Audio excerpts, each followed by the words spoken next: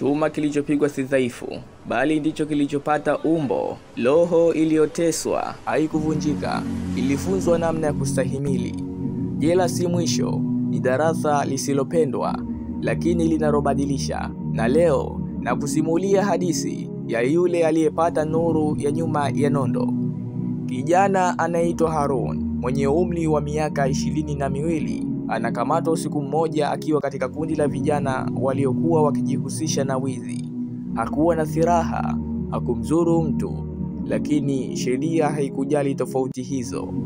Akapewa kifungo cha miaka 8 gerezani.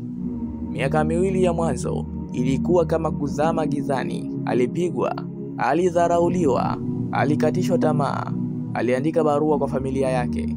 Cha kushangaza, familia yake hawakurudisha jibu. Akasema, labda dunia imenifunga kabla kabuli halijafungwa.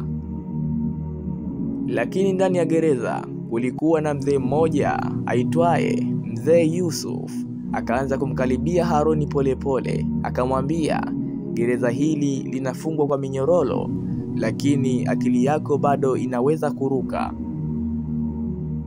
Harun akaanza kujifunza kuandika vizuri, kusoma Qur'an. Akawa anamsaidia Mzee Yusuf kuhudumia wagonjwa gerezani. Akajifunza uvumilivu, nidhamu na kumwamini Allah Subhanahu wa Ta'ala. Kuna siku moja Harun akaandika kwenye daftari maneno haya: nilizani kifungo kilikuwa adhabu, kumbe kilikuwa rehema. Ni maneno aliyoandika Harun baada ya kupata funzo akiwa gerezani. Basi bwana, baada ya miaka 8 Harun aliachiwa huru. Hakuwa na pa kwenda, lakini alikumbuka maneno ya Mzee Yusuf ya kwamba, kijana, ukitoka hapa ukiwa na hekima, dunia itakusikiliza.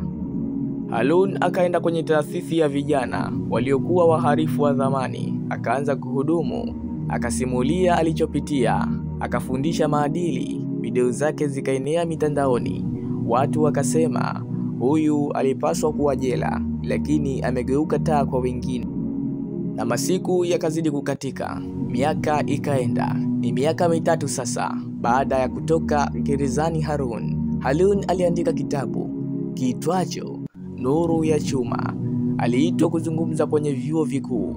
Alihutubia polisi, viongozi na vijana kwa upole wa kweli.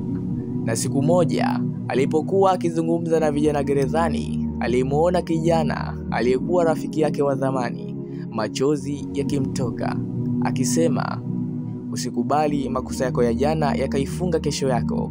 Mimi nilikuwa mfungwa, leo ninawaletea nuru, nanyi mnaweza kubadilika. Ewe unanisikiliza, ewe unaitizama video hii nzuri, hadithi hii ya Harun si ndoto, ni kweli.